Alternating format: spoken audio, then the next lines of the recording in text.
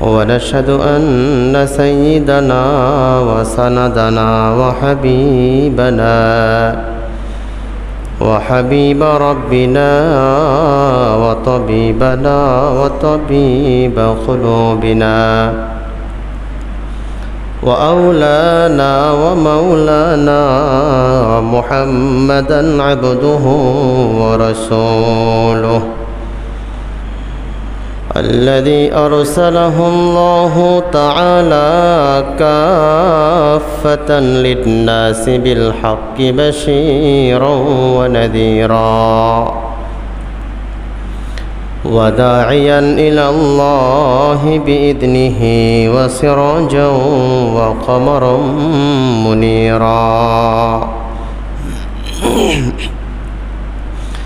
أما بعد فأعوذ بالله من الشيطان الرجيم بسم الله الرحمن الرحيم قد أفلح المؤمنون الذين هم في صلاتهم خاشعون وقال الله تبارك وتعالى وأمر أهلك بالصلاة واصطبر عليها لا نسألك رزقا نحن نرزقك والعاقبة للتقوى عن عبد الله بن عمر رضي الله تعالى عنهما قال قال رسول الله صلى الله عليه وسلم بني الإسلام على 5 شهادة أن لا إله إلا الله وأن محمدا عبده ورسوله وإقام الصلاة وإيتاء الزكاة والحج وصوم رمضان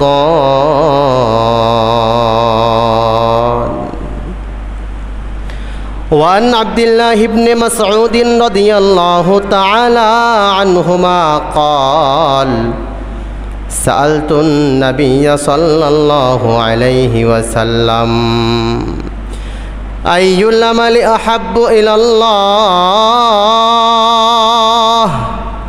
قال الصلاة على وقتها قلت ثم أي قال بر الوالدين قلت ثم أي قال الجهاد في سبيل الله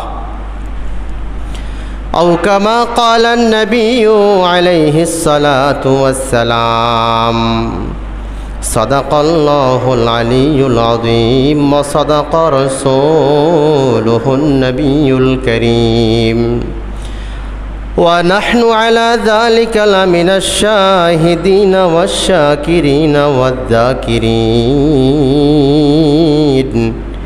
والحمد لله رب العالمين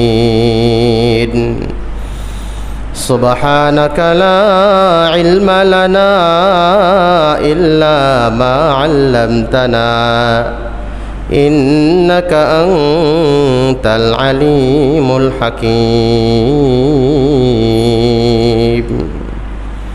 সকলে দরুদ শরীফ পড়ি اللهم صل على محمد وعلى آل محمد كما صليت على إبراهيم وعلى آل إبراهيم إنك حميد مجيد اللهم بارك على محمد وعلى آل محمد كما باركت على إبراهيم وعلى آل إبراهيم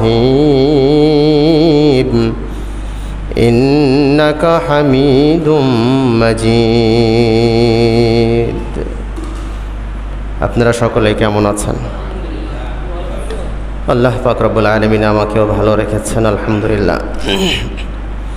আল্লাহ পাক রব্বুল আলামিনের দরবারে লাখো কোটি শুকরিয়া। মহান রব্বুল আলামিন দয়া করে মায়া করে অত্যন্ত ভালোবেসে আমাদের হায়াতকে এই পর্যন্ত দীর্ঘায়িত করে সুস্থ রেখে ভালো রেখে আল্লাহ পাক রব্বুল আলামিন তার ঘর মসজিদে আগে আগে এসে সলাতুল জুমআর জন্য অপেক্ষমান থেকে নামাজের আগ মুহূর্তে দ্বীনি বিষয়ে আলোচনা করা আর শোনার সুযোগ আল্লাহ তাআলা দান করেছেন। এই জন্য মহান মালিকের উঁচু দরবারে সকলেই কালিমাত শুকর আদায় করি, আলহামদুলিল্লাহ। লক্ষ কোটি দরুদ ও তসলিমাতের হাদিয়া বর্ষিত হোক বিশ্ব মানবতার মুক্তির আধার সারওয়ারে কায়নাত রহমাতুল লিল আলামিন, শফিউল মুজনবিন, রাহাতুল আশিকিন, ইমামুন নবিয়্যিন, खातमुल मुरसलीन,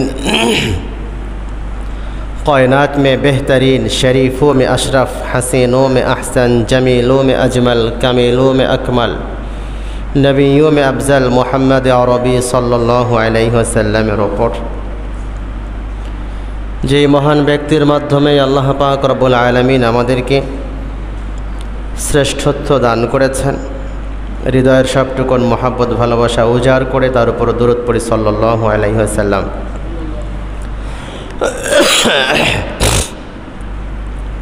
সম্মানিত মুসল্লিয়ান ইকরাম, আমরা গত জুমায় আলোচনা শুনছিলাম সূরাতুল মুমিনুন থেকে। সূরাতুল মুমিনুন কোরআনুল কারীমের 23তম সূরা।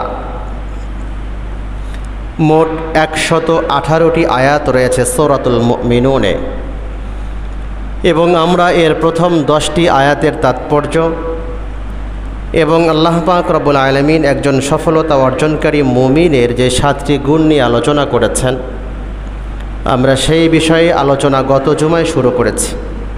তারই ধারাবাহিকতায় আমরা গত জুমায় আলোচনা শুনেছি সূরাতুল মুমিনুনের প্রথম নম্বর আয়াতের। আজকে আমরা আলোচনা শুনব সূরাতুল মুমিনুনের 2য় নম্বর আয়াত। একজন সফলতা অর্জনকারী মুমিন, একজন সফল মুমিনের প্রথম নম্বর গুণ বৈশিষ্ট্য নিয়ে আল্লাহ তাআলা আলোচনা করেছেন।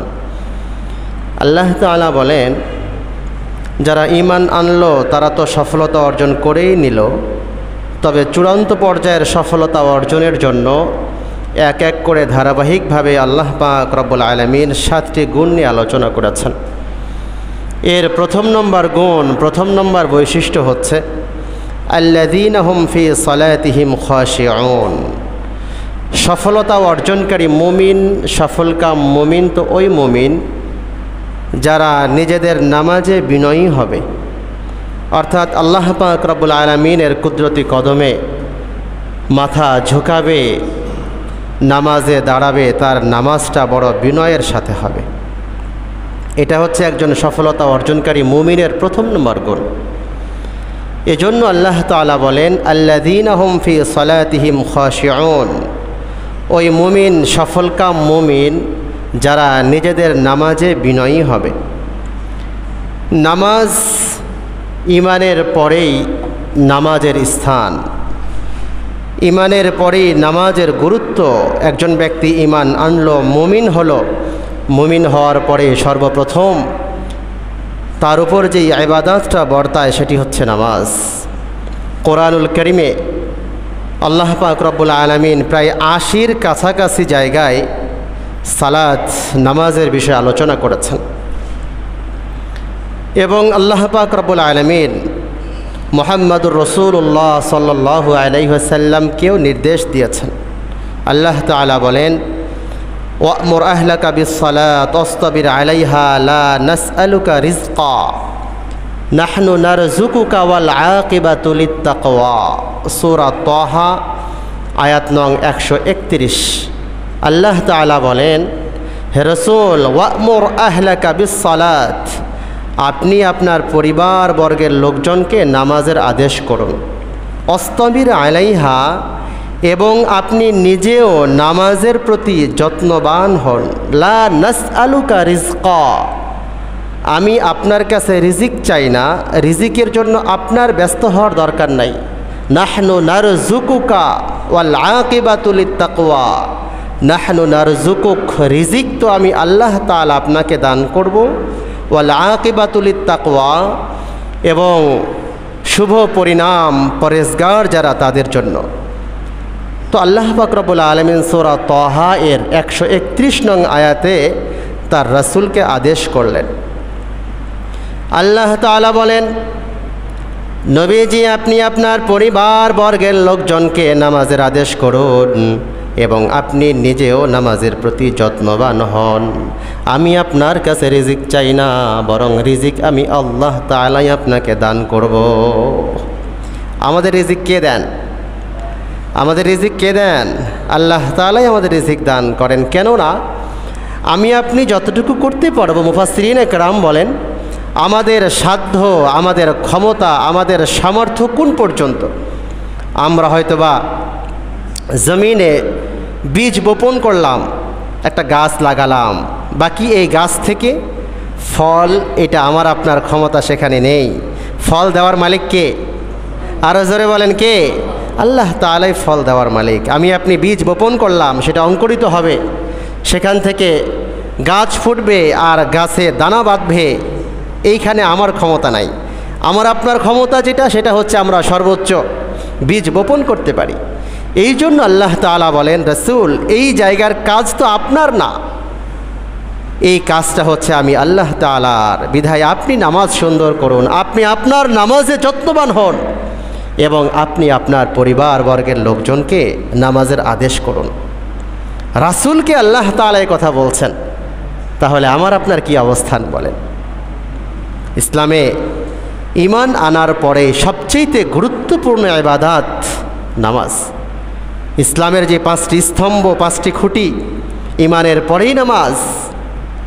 বুখারীর বর্ণনা, আব্দুল্লাহ ইবনে ওমর রাদিয়াল্লাহু তাআলা আনহু বলেন, আন আব্দুল্লাহ ইবনে ওমর রাদিয়াল্লাহু তাআলা আনহুমা قال قال رسول الله صلى الله عليه وسلم بني الإسلام على 5 شهادة أن لا إله إلا الله وأن محمدا عبده ورسوله وإقام الصلاة وإيتاء الزكاة والحج وصوم رمضان।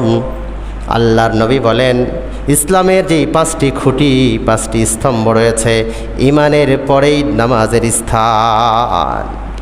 কালিমা, নামাজ, রোজা, হজ, যাকাত, ঈমানের পরেই নামাজের স্থান। বুখারী শরীফ হাদিস নাম্বার 8, মুসলিম শরীফে হাদিসটি এসেছে। এবং আল্লাহ পাক রব্বুল আলামিনের কাছে সবচাইতে প্রিয় আমাল, সবচাইতে প্রিয় ইবাদত হচ্ছে নামাজ। একজন ব্যক্তি ঈমান আনলো, কালিমা পড়ল, তারপরেই যখন সে মুমিন হয়ে গেল, তার সবচাইতে গুরুত্বপূর্ণ ইবাদত হচ্ছে নামাজ। এবং আল্লাহ পাক রব্বুল আলামিনের কাছে এটা সবচেয়ে প্রিয় ইবাদত, সবচেয়ে প্রিয় আমল। হযরত আব্দুল্লাহ ইবনে মাসউদ রাদিয়াল্লাহু তাআলা আনহু রাসূলকে জিজ্ঞাসা করেছেন, নবীজি আল্লাহ তাআলার কাছে সবচেয়ে প্রিয়, সবচেয়ে পছন্দনীয় আমল কোনটি? আন আব্দুল্লাহ ইবনে মাসউদ রাদিয়াল্লাহু তাআলা আনহু قال سألت النبي صلى الله عليه وسلم أي العمل أحب إلى الله। আব্দুল্লাহ ইবনে মাসউদ জিজ্ঞাসা করলেন, আইয়ুল আমালি আহাব্বু ইলাল্লাহ, রাসূল আল্লাহ তাআলার কাছে সবচেয়ে প্রিয় আমাল, সবচেয়ে প্রিয় ইবাদত কোনটা? রাসূল বললেন, ক্বালা আস-সালাতু আলা ওয়াক্তিহা, সময় মতো নামাজ আদায় করা, এটাই আল্লাহ পাক রব্বুল আলামিনের কাছে সবচেয়ে পছন্দনীয়, সবচেয়ে প্রিয় আমাল। কুলতু সুম্মা আইয়ুন, আব্দুল্লাহ ইবনে মাসউদ আবার জিজ্ঞাসা করলেন, নবীজি তারপরে কোনটি? রাসূল বলেন, ক্বালা বিররুল ওয়ালিদাইন, দ্বিতীয় নম্বর পিতামাতার সঙ্গে সৎ ব্যবহার করা। কুলতু সুম্মা আইয়ুন, নবীজি তারপরে কোনটি? রাসূল বলেন, ক্বালা আল জিহাদু ফি সাবিলিল্লাহ, তৃতীয় নম্বর আল্লাহ পাক রব্বুল আলামিনের রাস্তায় জিহাদে নিজেকে আত্মনিয়োগ করা, জিহাদের জন্য বের হওয়া, আল্লাহর জমিনে আল্লাহর দ্বীনকে প্রতিষ্ঠিত করবার জন্য নিজেকে আল্লাহ পাক রব্বুল আলামিনের দ্বীনের জন্য উৎসর্গ করে দেওয়া। তাহলে যখন সাহাবী আব্দুল্লাহ ইবনে মাসউদ জিজ্ঞাসা করলেন নবীজিকে, রাসূল সবচেয়ে প্রিয় আমল কোনটা? নবীজি বললেন সময় মতো নামাজ আদায় করা। শুধু নামাজ তা নয়, ক্বালা আস-সালাতু আলা ওয়াক্তিহা, নামাজ পড়বে সময় মতো, নামাজ আদায় করবে সময় মতো। তারপরে কোনটি? পিতামাতার সঙ্গে সৎ ব্যবহার করা। তারপরে কোনটি? তারপরে রাসূল বললেন আল্লাহর রাস্তায় জিহাদ করা। এই হাদিসটিও বর্ণিত হয়েছে বুখারী শরীফে 504 নম্বর হাদিস। এজন্য নামাজ এটা হচ্ছে সবচেয়ে প্রিয় ইবাদত, প্রিয় আমাল আল্লাহ পাক রব্বুল আলামিনের কাছে। রাসূলও বলেন নামাজ হচ্ছে আমার চোখের শীতলতা, নামাজ হচ্ছে আমার চোখের শীতলতা। হযরতে আনাস ইবনে মালিক রাদিয়াল্লাহু তাআলা আনহু বলেন, আন আনাস ইবনে মালিক রাদিয়াল্লাহু তাআলা আনহু قال জুইলা কুররাতু আইনি ফিস সালাত। রাসূল বলেন, আনাস ইবনে মালিক থেকে হাদিস বর্ণিত হয়েছে, নামাজ হচ্ছে আমার চোখের শীতলতা। নামাজের মাধ্যমে চক্ষু শীতল হয়, চক্ষু ঠান্ডা হয়। নাসাই শরীফের বর্ণনা 3391 নম্বর হাদিস। এজন্য নামাজের বিকল্প নয়। একজন মুসলমানের সবচেয়ে বড় পরিচয় আর পরিচিতি হচ্ছে নামাজ। রাসূলুল্লাহ সাল্লাল্লাহু আলাইহি ওয়াসাল্লাম পৃথিবীতে আসলেন। পৃথিবীতে আগমনের পরে সর্বপ্রথম আল্লাহ পাক রব্বুল আলামিনের কুদরতি কদমে সাজদার মাধ্যমে উম্মতকে শিখালেন। আল্লাহ তাআলার কুদরতি কদমে সাজদা দেওয়ার চাইতে বড় ইবাদত আসমানের নিচে জমিনের উপরে আর কিছু হতে পারে না। হযরতে উম্মে আইমান রাদিয়াল্লাহু তাআলা এমন একজন মহিয়সী নারী, যিনি রাসূলুল্লাহ সাল্লাল্লাহু আলাইহি ওয়াসাল্লামের জন্ম থেকে একেবারেই নবীজির ইন্তেকাল পর্যন্ত রাসূলের সাথে ছিলেন। হযরতে উম্মে আইমান রাদিয়াল্লাহু তাআলা আনহা নবীজিকে 3 জন মহিলা দুধ পান করিয়েছেন। একজন রাসূলের মা হযরতে আমিনা, দ্বিতীয়জন আবু লাহাবের সুহাইবা, আর তৃতীয়জন হালিমাতুস সাদিয়া রাদিয়াল্লাহু তাআলা আনহা। তবে এই উম্মে আইমান রাদিয়াল্লাহু তাআলা আনহা একেবারে রাসূলের জন্মের সময় থেকে ইন্তেকাল পর্যন্ত রাসূলের কাছাকাছি ছিলেন। রাসূল তাকে উম্মি বলে সম্বোধন করতেন, মা বলে সম্বোধন করতেন। হযরতে উম্মে আইমান রাদিয়াল্লাহু তাআলা আনহু রাসূলুল্লাহ সাল্লাল্লাহু আলাইহি ওয়াসাল্লামের জন্মের 50 দিন আগে আব্রাহার বাহিনী যখন বাইতুল্লাহ আক্রমণ করে এবং বাইতুল্লাহ আক্রমণের পরে তারা পরাজিত হয়, তো ওই কাফেলার সাথে আফ্রিকা থেকে উম্মে আইমান রাদিয়াল্লাহু তাআলা আনহা তার পরিবার সহকারে ওই কাফেলার সাথে আসে। এবং আসার পরে আব্রাহার বাহিনী যখন পরাজিত বরণ করে, উম্মে আইমান ছোট মানুষ কৃতদাসী হয়ে যান এবং মক্কায় থাকা শুরু করেন। তো তাকে যে ব্যক্তি ক্রয় করেছে ওই ব্যক্তি মক্কার বাজারে উঠিয়েছে বিক্রি করার জন্য। রাসূলুল্লাহ সাল্লাল্লাহু আলাইহি ওয়াসাল্লামের বাবা আব্দুল্লাহ মক্কার বাজারে রওনা করেছেন আসবাবপত্র ক্রয় করার জন্য। প্রতিমধ্যে দেখেন কিছু গোলামবাদী বিক্রি হচ্ছে।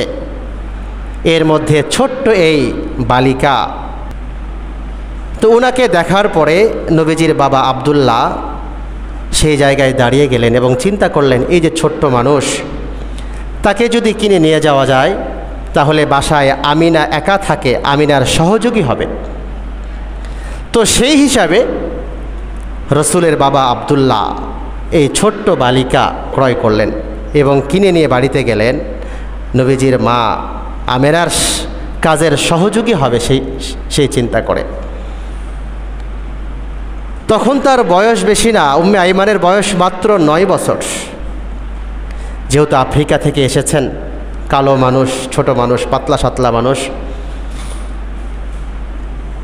তো এরপরে রাসূলুল্লাহ সাল্লাল্লাহু আলাইহি ওয়াসাল্লামের জন্ম যখন হয় তখন উম্মে আইমান নবীজির বাড়িতেই ছিলেন মায়ের সহযোগী হিসাবে। তো ওই সময় থেকে একেবারেই জন্মের পর থেকেই, রাসূলের যখন জন্ম হচ্ছে ওই সময় থেকেই উম্মে আইমান রাসূলের বাড়িতে। রাসূলের জন্মের আগেই নবীজির বাবা আব্দুল্লাহ সিরিয়াতে ব্যবসার জন্য ব্যবসার উদ্দেশ্যে বের হলেন, মদিনায় গিয়ে ইন্তেকাল হয়ে যায়। উনি বাড়ি থেকে বের হওয়ার 2-1 রাত পরে আমেনা রাত্রে স্বপ্নে দেখেন তার কোলে আকাশের একটা তারকা তার কোলে ঝলমল করছে। তো এই কথাটা সকালে উম্মে আইমানকে যখন জানানো হলো, তো উম্মে আইমান বলেন যে মনে হচ্ছে আপনার কোলে কোনো ফুটফুটে সন্তান জন্মগ্রহণ করবে। এবং বলে রাখি, যখন উম্মে আইমানকে নবীজির বাবা আব্দুল্লাহ ক্রয় করে নিয়ে গেলেন, নিয়ে যাওয়ার পরে বাড়িতে আলাদাভাবে বরকত শুরু হলো। তো এই অবস্থা দেখে নবীজির বাবা আব্দুল্লাহ তার নাম রাখলেন বারাকা। কি নাম রাখলেন? বারাকা মানে বরকত, বরকতের মাধ্যম, বরকত নাম রাখলেন। তো এইভাবে রাসূলুল্লাহ সাল্লাল্লাহু আলাইহি ওয়াসাল্লামের জন্ম যখন হয়ে যায়, উম্মে আইমান পাশে নবীজিকে ধরার পরে কাপড়ে পেঁচিয়ে সর্বপ্রথম আমেরার কোলে উম্মে আইমানে উঠিয়ে দিয়েছেন। যেটা আমি বলতে চেয়েছিলাম, উম্মে আইমান বলেন রসুলকে যখন তার মা আমেনা পাশে শুয়ায়ে রাখলো, হঠাৎ দেখলাম মুহাম্মাদুর রাসূলুল্লাহ সাল্লাল্লাহু আলাইহি ওয়াসাল্লাম, ছোট্ট শিশু, সদ্য ভূমিষ্ঠকৃত শিশু, উঠে বসে গেল এবং বসার পরে জবানে কি যেন বলছিল। হঠাৎ আসমানের দিকে, আকাশের দিকে শাহাদাত আঙ্গুলি উঠালো এবং কেবলাকে সামনে রেখে লম্বা সময় সাজদায় মাথাকে অবনত করল। সুবহানাল্লাহ বলবেন না? কেবল জন্মগ্রহণ হয়েছে। তো উম্মে আইমান এই ঘটনা বর্ণনা করেছেন যে মুহাম্মদকে দেখলাম লম্বা সময় সাজদায় মাথা অবনত করলেন। অর্থাৎ বিশ্বনবী এটাই শিখালেন যে আল্লাহ পাক রব্বুল আলামিন আমাকে দুনিয়ায় পাঠিয়েছেনই আল্লাহ তাআলার গোলামি করার জন্য, আল্লাহ তাআলার কুদরতি কদমে সাজদা দেওয়ার জন্য। উম্মত, আমি যেমন আল্লাহ পাক রব্বুল আলামিনের গোলামের জন্য প্রেরিত হয়েছি, আর তোমাদের সকলকেই এই শিক্ষায় দিয়ে যাচ্ছি, আল্লাহ পাক রব্বুল আলামিনের কুদরতি কদমে সাজদার চাইতে বড় ইবাদত আসমানের নিচে, জমিনের উপরে আর কিছু হতে পারে না। তো উম্মে আইমান এই ঘটনা বর্ণনা করেছেন। এবং যখন রাসূলুল্লাহ সাল্লাল্লাহু আলাইহি ওয়াসাল্লামকে আমিনা সাথে নিয়ে বাবার কবর জিয়ারতের জন্য মদিনার দিকে রওনা করলেন, আর সেখান থেকে ফেরার পথে আবওয়া নামক পর্বতে রসুলের মায়ের ইন্তেকাল হয়ে যায়। ওই সময়ও সাথে সফর সঙ্গী হিসাবে আমেনার সাথে ছিলেন উম্মে আইমান রাদিয়াল্লাহু তাআলা আনহা। এবং হযরতে আমেনা মুহাম্মাদুর রাসূলুল্লাহ সাল্লাল্লাহু আলাইহি ওয়াসাল্লামের হাত ধরে এনে, রসুলের বয়স 6 বছর। তো উম্মে আইমানকে নবীজির মা বলছেন, উম্মে আইমান, আমার তো চলে যাওয়ার সময় হয়ে গেছে, আমি তো চলে যাচ্ছি, আমার কলিজার টুকরা মুহাম্মদকে তোমার হাতে দিয়ে গেলাম, তুমি তার দাদা আব্দুল মুত্তালিবের কাছে আমার এই আমানত মুহাম্মদকে পৌঁছায় দিই। তো ওই দিনও রাসূলুল্লাহ সাল্লাল্লাহু আলাইহি সাল্লামের সঙ্গে হযরতে উম্মে আইমান রাদিয়াল্লাহু তাআলা আনহা। এবং উম্মে আইমানকে বারবার বলা হয়েছে, আপনি আপনার বিয়ের প্রয়োজন থাকলে বিয়ে শাদী করে নেন। হযরতে উম্মে আইমান রাদিয়াল্লাহু তাআলা আনহা বলেন, যেহেতু মুহাম্মাদের মা আমেনা মুহাম্মদকে আমার জিম্মায়, আমার দায়িত্বে দিয়ে গেছে, আমি বিয়ে শাদীর প্রয়োজন বোধ করি না। এই অবস্থায় চলতেছিল মুহাম্মাদুর রাসূলুল্লাহ সাল্লাল্লাহু আলাইহি ওয়াসাল্লামের শাদী মুবারক যখন খাদিজা রাদিয়াল্লাহু তাআলা আনহার সাথে হয়ে গেল, নবীজি নিজেই বললেন, আম্মা, আমার খেদমতের জন্য এখন তো খাদিজা আমার যাবতীয় খেদমত করতে পারে, তো আপনার বিয়ের বন্দোবস্ত করে দেই। রসুল এক প্রকার বাধ্যই করলেন, বিয়ের ব্যবস্থা করলেন। উবাইদ ইবনে জায়েদের সঙ্গে বারাকা অর্থাৎ রাসূলুল্লাহ সাল্লাল্লাহু আলাইহি ওয়াসাল্লামের মা উম্মে আইমানের বিয়ের ব্যবস্থা হয়। এবং সেই ঘর থেকেই যে সন্তান জন্ম লাভ করে তার নাম হচ্ছে আইমান। তো সেই আইমান নামের সুবাদেই ওনার নাম চেঞ্জ হয়ে গেল, ইতিহাসের পাতায় নতুন নাম আসলো উম্মে আইমান। কয়েক বছর পরে আইমানের বাবা উবায়দ ইবনে জায়েদের ইন্তেকাল হয়ে যায়। উবায়দ ইবনে জায়েদের ইন্তেকালের পরে উম্মে আইমানকে রাসূলুল্লাহ সাল্লাল্লাহু আলাইহি ওয়াসাল্লাম আবার বিয়ের কথা বললেন। তো হযরতে উম্মে আইমান রাদিয়াল্লাহু তাআলা আনহা তেমন সাড়া দিলেন না, কিন্তু মুহাম্মাদুর রাসূলুল্লাহ সাল্লাল্লাহু আলাইহি ওয়াসাল্লাম বুঝলেন আমার মা দুনিয়া থেকে বিদায় নিয়ে চলে গেছেন, কিন্তু আমার জন্মের পর থেকে আজকের দিন পর্যন্ত হযরতে উম্মে আইমান আমার সাথে মায়ের স্নেহ, মায়ের ভালোবাসা পরিপূর্ণ আমাকে দিয়ে যাচ্ছেন। রাসূলুল্লাহ সাল্লাল্লাহু আলাইহি ওয়াসাল্লাম সাহাবায়ে কেরামকে ডাকলেন এবং সাহাবায়ে কেরামকে ডাকার পরে বললেন, আমার সাহাবারা রে, তোমাদের সামনে একটা প্রস্তাব নিয়ে এসেছি। একজন জান্নাতি নারী, জান্নাতি রমণী, দেখতে তেমন সুন্দর নয়, দেখতে কালো, অর্থ সম্পদ বলতে কিছু নাই, কিন্তু ওই নারী জান্নাতি নারী, তাকে আমি তোমাদের সামনে পেশ করলাম। তোমাদের মধ্যে কেউ আছো নাকি তাকে বিয়ে করবে? হযরতে যায়েদ ইবনে হারেসা রাদিয়াল্লাহু তাআলা আনহু বলেন, ইয়া রাসূলুল্লাহ, আমি তাকে বিয়ে করতে চাই। নবীজি আবার বললেন, একজন কালো মানুষ, অর্থ সম্পদ বলতে কিছু নাই, তাকে কেউ বিয়ে করবে নাকি? যায়েদ ইবনে হারেসা আবার বললেন, আমি তাকে বিয়ে করতে চাই। মুহাম্মাদুর রাসূলুল্লাহ সাল্লাল্লাহু আলাইহি ওয়াসাল্লাম তৃতীয়বার আবার একথা বললেন। যায়েদ ইবনে হারেসা বললেন, ইয়া রাসূলুল্লাহ, আমি তাকে বিয়ে করতে চাই। মুহাম্মাদুর রাসূলুল্লাহ সাল্লাল্লাহু আলাইহি ওয়াসাল্লাম উম্মে আইমানের বিয়ের বন্দোবস্ত করলেন যায়েদ ইবনে হারেসা রাদিয়াল্লাহু তাআলা আনহুর সাথে। এবং নবীজি বললেন, যায়েদ ইবনে হারেসা রে, আজকে তোমার বিয়ের বন্দোবস্ত করলাম, তুমি জানো নাকি কার সঙ্গে তোমার বিয়ের বন্দোবস্ত করেছি? যায়েদ ইবনে হারেসা বলেন, নবীজি আপনি বলেছেন জান্নাতি এক রমণীর সঙ্গে বিয়ের বন্দোবস্ত হচ্ছে, আমি তো এতটুকুই জানি, জান্নাতি এক রমণীর স্বামী আমি হতে যাচ্ছি, জান্নাতি এক রমণীকে বিয়ে করতে যাচ্ছি। রাসূল বলেন, যায়েদ ইবনে হারেসা রে, এতটুকুই নয়, এতটুকুই নয়, বরং আমি শুধু জান্নাতি রমণীকেই তোমার হাতে উঠিয়ে দিচ্ছি না, বরং উম্মে আইমান হলেন আমার মা, আমার মাকে আমি তোমার হাতে উঠিয়ে দিচ্ছি। সুবহানাল্লাহি ওয়া বিহামদিহি। উম্মে আইমানকে রাসূল এত ভালোবাসতেন। সাহাবায়ে কেরাম বলেন, রাসূলুল্লাহ সাল্লাল্লাহু আলাইহি ওয়াসাল্লাম, আমরা যখন রাসূলের সামনে কোনো খাবার নিয়ে যেতাম, আর রাসূল যদি একবার বলতেন যে না আমি খাবারটা খেতে চাচ্ছি না বা খাবো না, তো রাসূলকে রিকোয়েস্ট করার মতো, জোরাজোরি করবার মতো ক্ষমতা আমাদের ছিল না। কিন্তু হযরতে উম্মে আইমান রাদিয়াল্লাহু তাআলা আনহা মা তো, সাহাবায়ে কেরাম বলেন কোনো খাবার রাসূলের সামনে আনতেন আর এনে রাসূলকে বলতেন খাও খাও, আর রাসূল খেয়ে শেষ করতেন, আর শেষ হওয়া পর্যন্ত হযরতে উম্মে আইমান রাসূলের পাশে বসে থাকতেন। আর খাবার শেষ হয়ে গেলে রাসূল মুস্কি হাসি দিয়ে বলতেন, উম্মে আইমান আমার মা তো, আর মা যেহেতু বারবার বলছেন, তার কথা তো আর অস্বীকার করতে পারি না, তার কথা তো অস্বীকার করা যায় না। এই মহেয়সী রমণী হযরতে উম্মে আইমান রাদিয়াল্লাহু তাআলা আনহা রাসূলের ইন্তেকালের পরে সাহাবায়ে কেরাম যখন তার কাছে গেলেন, হযরতে উম্মে আইমান রাদিয়াল্লাহু তাআলা আনহা এত বেশি কন্দ্রণ করছিলেন, কাঁদছিলেন, কান্না করছিলেন।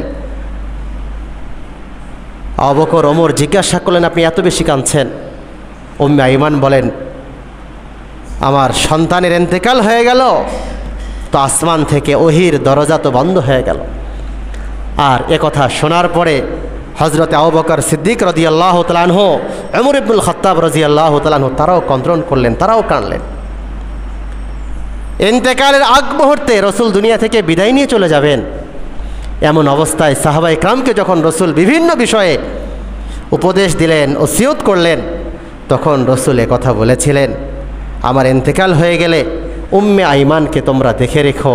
উম্মে আইমান আমার মা, আমাকে আমার জন্মের পরেও সর্বপ্রথম আমাকেই উনি কোলে নিয়েছেন, আর আমার ইন্তেকাল পর্যন্ত প্রত্যেকটা মুহূর্তে মায়ের স্নেহ আদর হযরতে উম্মে আইমান আমাকে দিয়েছেন, তোমরা তাকে দেখে রেখো।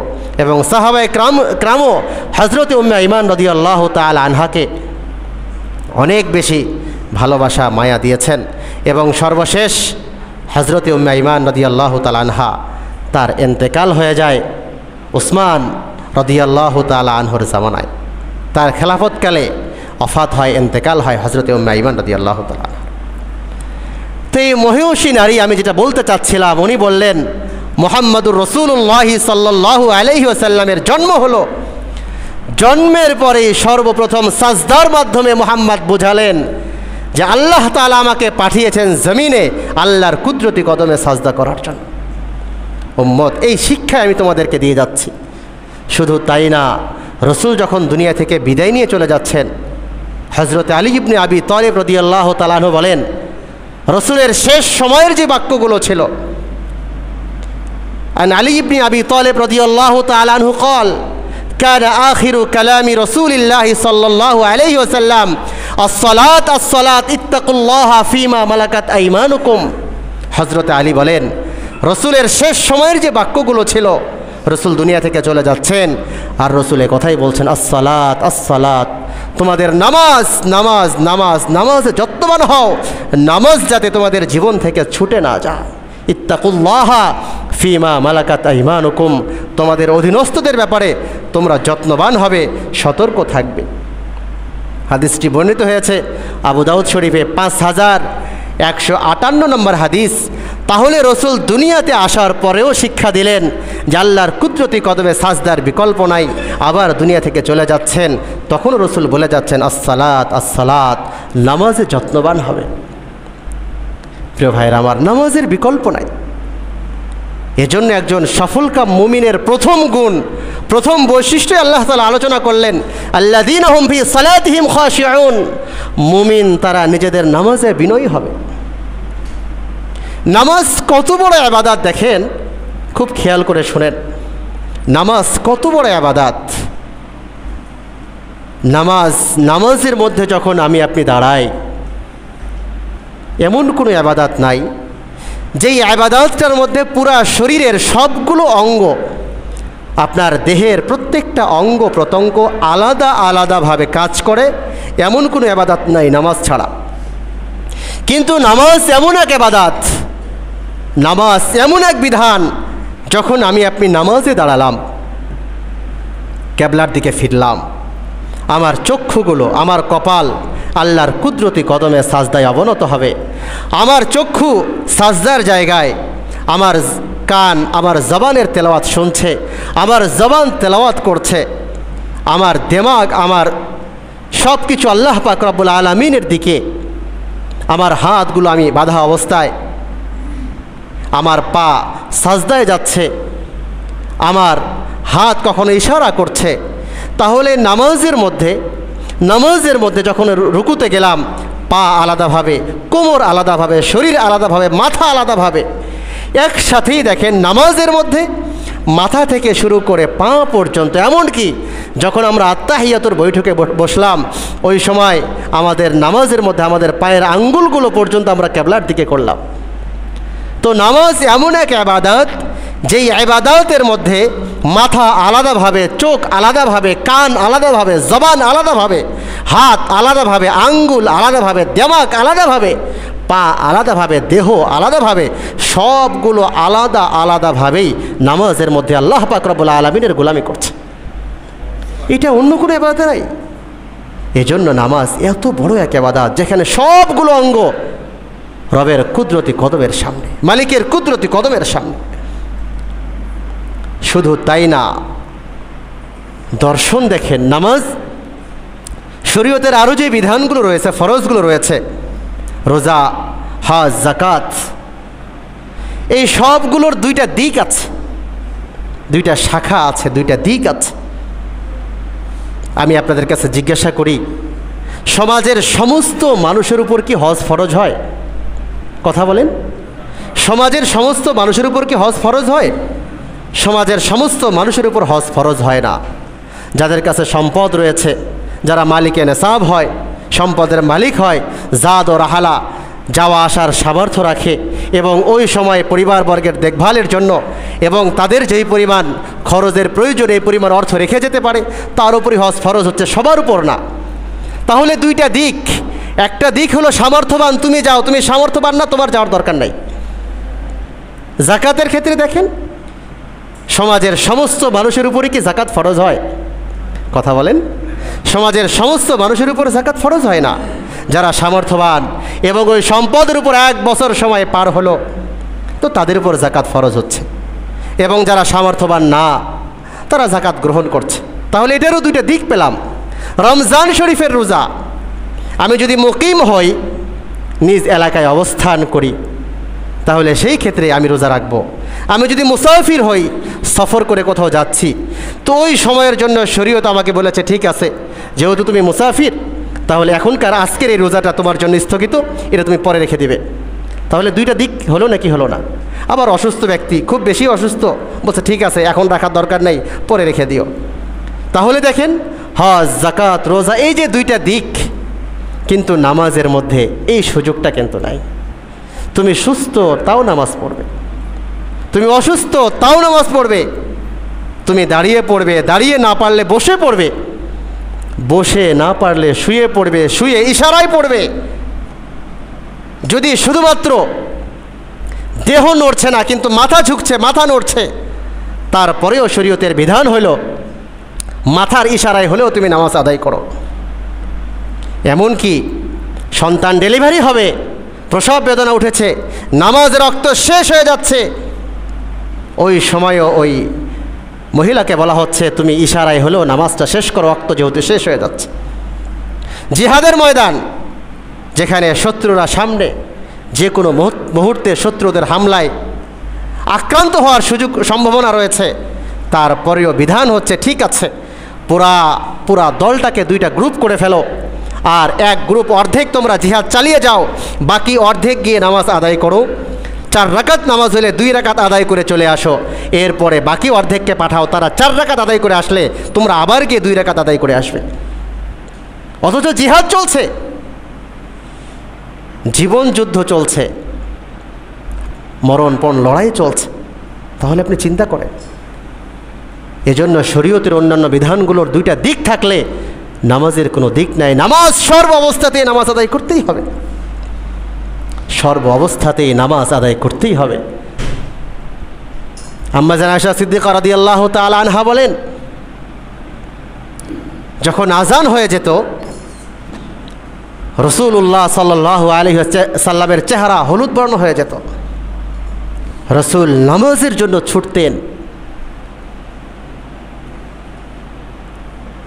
আম্মা জান আয়েশা সিদ্দিকা রাদিয়াল্লাহু তাআলা আনহা বলেন, নামাজের সময় হয়ে গেলে, মসজিদে আজান হয়ে গেলে, এমনও সময় হয়েছে নবীজি আমার সামনে এসে জিজ্ঞাসা করেছেন তুমি কে?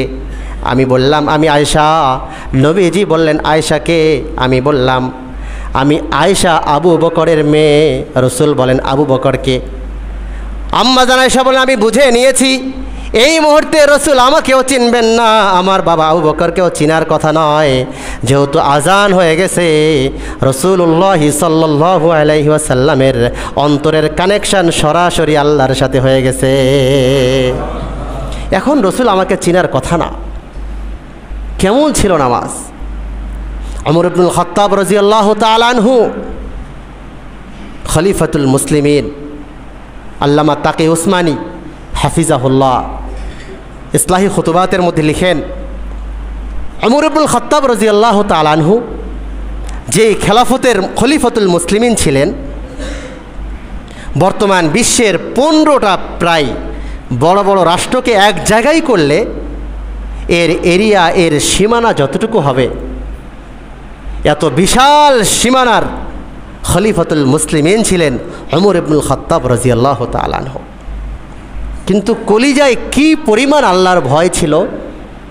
ওমর ইবনুল খাত্তাব বলতেন, ফুরাতের তীরে যদি একটা কুকুরও না খেয়ে মারা যায়, ক্ষুধার্ত অবস্থায় মারা যায়, আমি ওমর এইটার জন্য ভয় করি যে আমাকে জবাবদিহিতার কাঠগড়ায় দাঁড় করানো হয়। খলিফাতুল মুসলিমিন ওমর ইবনুল খাত্তাব রাদিয়াল্লাহু তাআলা আনহু, রাষ্ট্রীয় ফরমান জারি হচ্ছে এবং প্রত্যেক এলাকার গভর্নরদের কাছে বার্তা প্রেরণ হচ্ছে, চিঠি পাঠানো হচ্ছে। চিঠির প্রথম লেখাই হচ্ছে মুয়াত্তা ইবনে মালিকের মধ্যে সরাসরি এই বর্ণনাগুলি আসছে। চিঠির প্রথম ভাষাই হচ্ছে যে যেই এলাকার গভর্নর দায়িত্বশীল, তোমরা তোমাদের নামাজের ব্যাপারে যত্নবান হবে। এটা ইসলামী খেলাফত ব্যবস্থার পক্ষ থেকে তোমাদেরকে হুকুম করা হচ্ছে। কেননা যদি নামাজের প্রতি যত্নবান না হও তাহলে রাষ্ট্রের মানুষ তোমাদের কাছে নিরাপদ নয়। যদি তোমরা নামাজের প্রতি যত্নবান হও তাহলে রাষ্ট্রের মানুষ তোমাদের কাছে নিরাপদ এবং তাদের জান মাল তোমাদের কাছে নিরাপদ। চিন্তা করেন, ওমর ইবনে খাত্তাব রাদিয়াল্লাহু তাআলা আনহু খলিফাতুল মুসলিমিন ফজরের সালাতের ইমামতি করছেন, নামাজে দাঁড়িয়েছেন, নামাজ শুরু হয়েছে। ফজরের নামাজের ইমামতি করছেন, নামাজ শুরু হয়েছে। পেছন থেকে জাহান্নামের এক কীট আবু লুলু নামক এক ব্যক্তি খঞ্জরের আঘাতে ওমর ইবনে খাত্তাব রাদিয়াল্লাহু তাআলা আনহুকে দুনিয়া থেকে শেষ করার জন্য চাইল। ক্ষত বিক্ষত এবং রক্তাক্ত শরীর নিয়ে পেটে হাত দিয়ে ওমর ইবনে খাত্তাব রাদিয়াল্লাহু তাআলা আনহু সামনের কাতার থেকে পিছনের কাতারে চলে গেলেন আর ইশারা করলেন, তো কেউ গিয়ে নামাজ পড়াও। তো কোনো একজন গিয়ে নামাজ শেষ করেছেন। ক্ষত বিক্ষত এই শরীর, রক্ত ঝরছে। ওমর ইবনে খাত্তাব রাদিয়াল্লাহু তাআলা আনহু সেন্সলেস হয়ে গেলেন, অজ্ঞান হয়ে গেলেন। তাকে বাড়িতে নিয়ে যাওয়া হলো। এরপরে যখন ওমর ইবনে খাত্তাব রাদিয়াল্লাহু তাআলা আনহু সেন্সে আসলেন, জ্ঞান ফিরে আসলো, ওমরের জবানের প্রথম কথা এইটা ছিল, আসাল্লান নাস, অর্থাৎ আমি যেই নামাজের ইমামতি শুরু করেছিলাম, যেই নামাজের ইমামতির দায়িত্ব আমি নিয়ে তোমাদেরকে পিছনে রেখে ইমামতি করছিলাম, আমি তো সেই নামাজের ইমামতি শেষ করতে পারি নাই। আমি যে চলে আসলাম, আসাল্লান নাস, মানুষরা কি সেই নামাজটা সম্পূর্ণ করতে পেরেছিল? সুবহানাল্লাহ বলবেন না? আপনি চিন্তা করেন, একজন খলিফাতুল মুসলিমিন, উনিও বুঝতে পারছেন শরীরে যেই পরিমাণ রক্তক্ষরণ হচ্ছে, মনে হয় চলে যেতে হবে। তো এই মুহূর্তে সাধারণত মানুষ কি বলে যাবে? আমার পরে খলিফা কে হবে, বা আমার সয় সম্পত্তির দায়িত্ব কার কাছে যাবে, বা সন্তান, বিবি, বাচ্চা তাদের কাছে কি ওসিয়ত করে যাবে? কিন্তু ওমর ইবনে খাত্তাবের জবান থেকে এই কথা বের হয় নাই। ওমর ইবনে খাত্তাবের জবানের প্রথম বাক্যই হচ্ছে এটা, আসাল্লান নাস, আমি যেই নামাজের ইমামতি শুরু করেছিলাম, যেই নামাজটা আমি শেষ করতে পারলাম না, লোকেরা কি এই নামাজ শেষ করতে পেরেছে? এই নামাজ কি তারা শেষ করে এসেছে? প্রিয় ভাইরা আমার, নামাজ সবচেয়ে বড় ইবাদত, এর বিকল্প নাই, এর বিকল্প হতেই পারে না। এজন্য রাসূলুল্লাহ সাল্লাল্লাহু আলাইহি ওয়াসাল্লাম বলেন, মান তারাকা সালাত মুতাআম্মিদান ফাকাদ কাফার। রাসূল বলেন, মান তারাকা সালাত মুতাআম্মিদান ফাকাদ কাফার, যে ইচ্ছা করে নামাজ ছেড়ে দিল সে কুফরি করল, সে কুফরি করল। শুধু তাই না, আবু দাউদের বর্ণনা 26-20 নম্বর হাদিস, 2620 নম্বর হাদিস, রাসূল বলেন, বাইনার রজুলি ও বাইনাল কুফরি তারকুস সালাত, বাইনার রজুলি ও বাইনাল কুফরি তারকুস সালাত, মানুষ এবং কুফুরের মাঝখানে, কুফুর এবং মানুষের মাঝখানে তো পার্থক্য এটাই হবে, নামাজ দিয়ে তোমরা পার্থক্য করো। একজন মানুষ, তাকে পার্থক্যই করবে নামাজের মাধ্যমে। প্রিয় ভাইরা আমার, এই জন্য নামাজের বিকল্প কোনো ইবাদত আর হতে পারে না। আমার জীবন থেকে হায়াত চলে যাচ্ছে, হায়াত চলে যাবে, যেই সময়ে চলে যাচ্ছে এই সময় আর ফিরে আসবে না, এবং হায়াতের সময় বাকি আছে এটা আমাদের কারো জানা নাই। এজন্য পায়ে হাত রেখে বলি, জীবনের যে সময় চলে যাচ্ছে এই সময় কিন্তু আর ফিরে আসবে না। প্রত্যেকটা ওয়াক্তের নামাজে আমাকে 5 বার মুয়াজ্জিন আল্লাহ পাক রব্বুল আলামিনের দিকে আহ্বান করছেন, আমাকে ডাকছেন, আমাকে আহ্বান করা হচ্ছে, নামাজের দিকে আসো, কল্যাণের দিকে আসো। আজান যখন হয়ে যায় আর কোনো ব্যক্তি যখন নামাজের দিকে না আসে, তো ওই সময় আল্লাহ পাক রব্বুল আলামিনকে ফেরেশতারা বলেন, আল্লাহ, আজান হয়ে গেল, আপনার বান্দা নামাজে আসলো না। তার গুনাহ লিখব খাতায়। তো আল্লাহ পাক রব্বুল আলামিন বলেন, থামো, একটু অপেক্ষা করো। ফজরে আসে নাই, হতে পারে আমার বান্দা জোহরে আসতে পারে। জোহরেও যখন আসলো না, তো ফেরেশতারা বলেন, আল্লাহ তার খাতায় কি গুনাহ লিখবো? আল্লাহ তাআলা অপেক্ষা করান, থামো, একটু অপেক্ষা করো, আসরে আসতে পারে, মাগরিবে আসতে পারে, এশায় আসতে পারে। এমন 18 ঘন্টা পর্যন্ত আল্লাহ পাক রব্বুল আলামিন ফেরেশতাকে অপেক্ষা করান, থামো, যদি আমার বান্দা ফিরে আসে আর আমার কুদরতি কদমে সাজদা দিয়ে চোখের পানি ঝরায়, বলে, আল্লাহ আপনি ছাড়া তো কেউ নাই, ভুল হয়ে গেছে, আল্লাহ আপনি মাফ করে দেন। আপনার কুদরতি কদমে সাজদার চাইতে বড় আমল আসমানের নিচে জমিনের উপরে আর কিছু হতে পারে না। তো বান্দার চোখের পানি ঝরবে, আল্লাহ তাআলা তার পিছনের সবগুলো গুনাহ মাফ করে দেবেন, সব গুনাহ মাফ করে দেবেন। প্রিয় ভাইয়ের আমার, এই জন্য আমার কবরে আমাকে যেতে হবে, আমার হিসাব আমাকে দিতে হবে, আমার আমলনামা আমাকেই দেওয়া হবে। আমি ভালো কাজ করে গেলে ডান হাতে আমলনামা পাবো, আর খারাপ কাজ করে গেলে পিছন থেকে বাম হাতে আমলনামা দেওয়া হবে। আল্লাহ তাআলা আমাদের সবাইকেই তৌফিক দান করে গুরুত্বের সাথে 5 ওয়াক্ত নামাজ মসজিদে এসে আদায় করতে পারি, আল্লাহ তাআলা তৌফিক দান করে। আমরা সামনের জুমা এরপর থেকে জামাতের গুরুত্ব, নামাজের গুরুত্ব এবং নামাজের খুশু এই আয়াতের মূল যে অংশ, খাশিউন, বিনয়ের সাথে খুশুর সাথে নামাজ আদায় করা, এটা আমরা ইনশাআল্লাহ সামনের জুমা শোনার পরে এই 2 নম্বর আয়াতের 1 নম্বর গুণ শেষ হবে, এরপরে আমরা পরে যাব ইনশাআল্লাহ। আল্লাহ